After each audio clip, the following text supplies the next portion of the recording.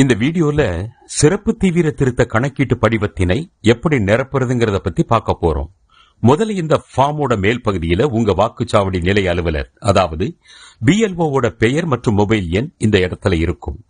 இந்த ஃபார்மை ஃபில் பண்ணும்போது ஏதாவது உங்களுக்கு டவுட்ஸ் வந்தா அவங்களுக்கு கால் பண்ணி நீங்க கேட்டுக்கலாம். இந்த படிவத்தோட மேல் பகுதியின் இடதுபுறம் பாத்தீங்கன்னா வாக்காளரின் பெயர், அவரோட வாக்காளர் புகைப்பட அடையாள அட்டை எண், முகவரி மற்றும் அவருடைய பெயர் வாக்காளர் பட்டியல்ல எந்த சட்டமன்ற தொகுதியில, எந்த பாகத்துல, எந்த வரிசை எண்ல இருக்கு அப்படிங்கிற விவரம் ஏற்கனவே நிரப்பப்பட்டிருக்கும். அதோட படிவத்தின் வலதுபுறம் அவருடைய போட்டோவும் பிரிண்ட் ஆகி இருக்கும். வாக்காளரோட போட்டோ பக்கத்துல அவருடைய தற்போதைய போட்டோவை ஒட்டுவதற்கு காலி இடம் கொடுக்கப்பட்டிருக்கும். அதுல அவருடைய புதிய போட்டோவை ஒட்டணும்.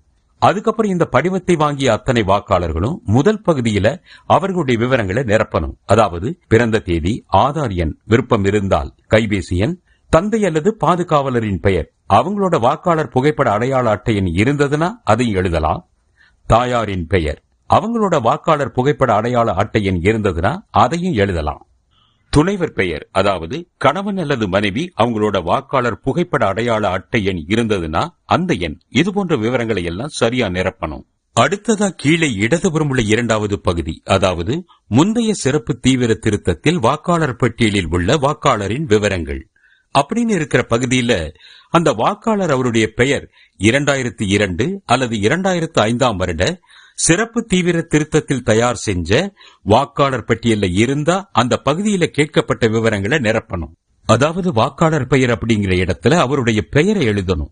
2002ல அவருக்கு வாக்காளர் புகைப்பட அடையாள அட்டை எண் இருந்துச்சுன்னா அதோட நம்பர், அப்புறம் உறவினரின் பெயர் என்ற இடத்துல அவருடைய அப்பா, கணவர், பாதுகாவலர், இப்படி அவருக்கு பொருத்தமான உறவினரோட பெயரை எழுதி கீழே உள்ள உறவு முறையையும் எழுதணும்.